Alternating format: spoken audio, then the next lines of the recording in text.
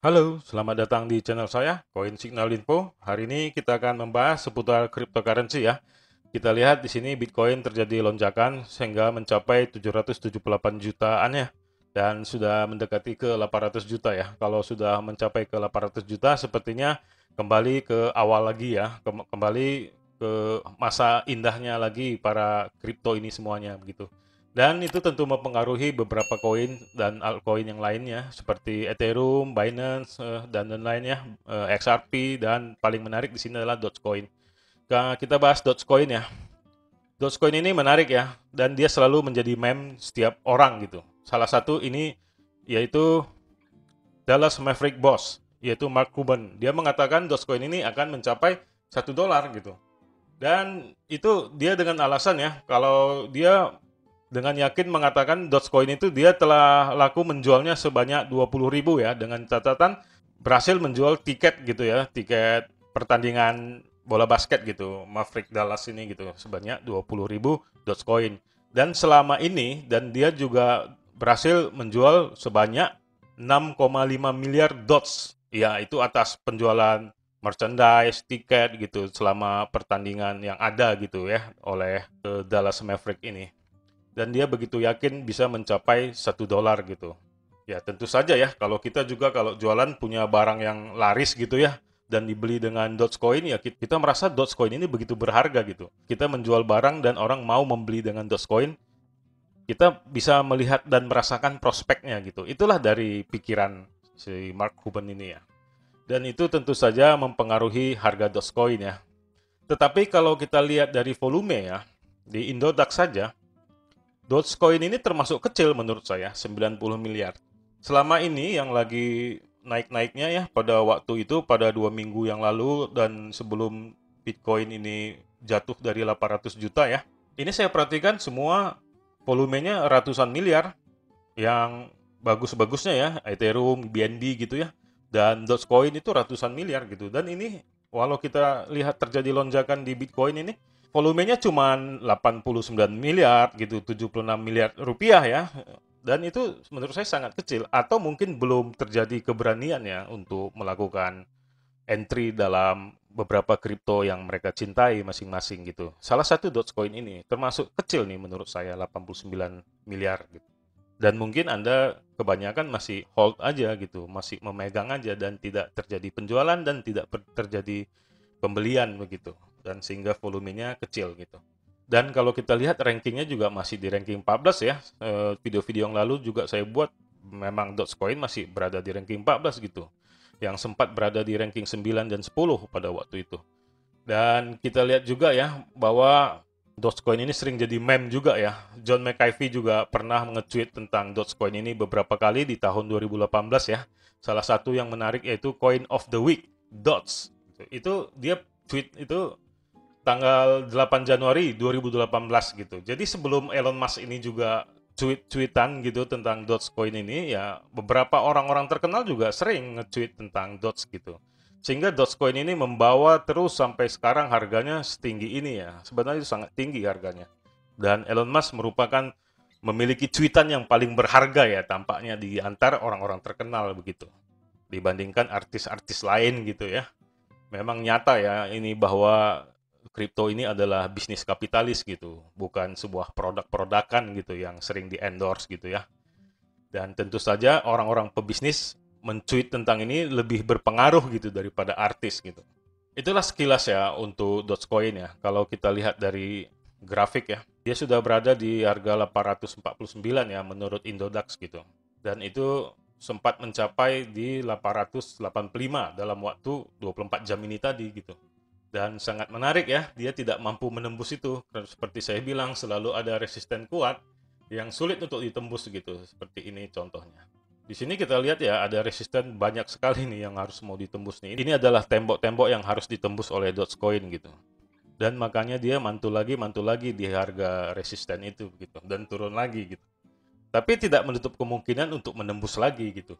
Jadi apapun dibilang ini semua tergantung Bitcoin ya. Kalau Bitcoin juga terjadi lonjakan lagi lebih ke 850-an atau ke 1 miliar misalnya di tahun ini, bisa saja Dogecoin ini juga menjadi melonjak gitu hingga menembus resisten-resisten kuat ini di harga 884 atau di 900 ya. Dan itu adalah tembok tebal Dogecoin gitu. Dan kalau kita lihat dari analisa Bollinger Band, dia juga sudah berada di upper band. Bisa dibilang itu adalah harga tertinggi gitu. Jika Anda ingin masuk ya, Anda lebih baiknya itu masuk di harga 835 atau di 830 gitu. Bagi Anda yang sangat tidak sabar dan merasa ketinggalan kereta gitu ya. Kalau Anda menunggu di harga di 780-an gitu, tampaknya sudah sulit ya, karena banyak FOMO sekarang ini. Mungkin nanti bisa sampai ketika Bitcoin itu agak terjadi penurunan sedikit gitu. Dan itu sangat mempengaruhi. Nah, itulah sekilas ya tentang Dogecoin. Dan kita masuk sedikit tentang Ripple ya. Ripple baru-baru ini juga ada berita buruk ya, bahwa dia dengan MoneyGram, salah satu jasa transfer keuangan di dunia ya, telah berhenti gitu kerjasamanya. Tentu itu berita buruk bagi para holder XRP ya. Dan tentu saja itu membuat harganya ya stagnan aja begitu. Karena kalau kita lihat di sini, XRP harganya 6.900 ya, dan harga tertingginya 7.015 gitu. Standar-standar aja gitu, seperti biasanya. Dan kita tahu resisten terkuat juga seperti biasa ya, berada di 9.000-an gitu resisten terkuatnya. Dan ada resisten terbaru juga yang harus dia tembus gitu. Makanya perjuangan XRP ini sangat letih nih kalau dilihat di tengah-tengah persidangan dengan SEC ya. Dan dia harus menembus harga 7.000 ini agar bisa masuk ke harga 9.000 dan bisa menembus lagi di harga 9.200-an ini dan bisa lagi menembus terus ke atas gitu. Itulah perjuangan dari Ripple ini gitu ya. Di tengah-tengah persidangannya dia banyak masalah juga, tapi banyak juga hal-hal yang positif. Dengan dia membangun sebuah bank ledger sendiri ya, CBDC gitu ya. Seperti film The Simpsons ya. Bank ledger katanya ya. Mungkin ya XRP ini sebagai pencetus pertama yang memiliki bank ledger nantinya, CBDC ya, yang biasanya dimiliki oleh bank-bank negara gitu. Sementara dia adalah perusahaan swasta yang memiliki CBDC sendiri, bank sentralnya gitu. Untuk khusus XRP ini. Jadi begitu spesial sebenarnya XRP ini di masa mendatang gitu. Dan Brad Garlinghouse juga mengatakan juga ya, kalau terjadi XRP ini kalau kalah gitu ya dengan SEC gitu, jika SEC yang menang gitu ya, XRP itu tetap beroperasi dan tetap terjadi perdagangan gitu ya. Dan tentu saja ya, karena Ripple dan XRP memang berbeda. Ripple itu kan perusahaannya, XRP itu ya koinnya gitu. Jadi tidak menutup kemungkinan ya, ramalan-ramalan itu bisa nyata gitu. Tapi kita tidak tahu ya, Anda boleh cari info sendiri ya tentang ramalan ya. Saya juga agak sulit kalau ngomong soal ramalan ya gitu.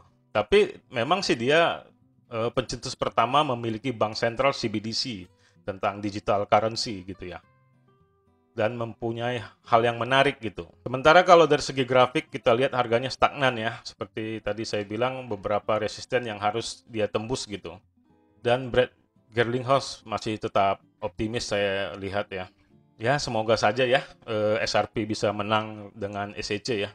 Walau Garlinghouse ngomong ya, CEO-nya Ripple, SEC wins lawsuit ya, tetap aja XRP akan terjadi perdagangan gitu. Jadi masih ada harapan untuk XRP ini gitu, untuk tetap melonjak ya.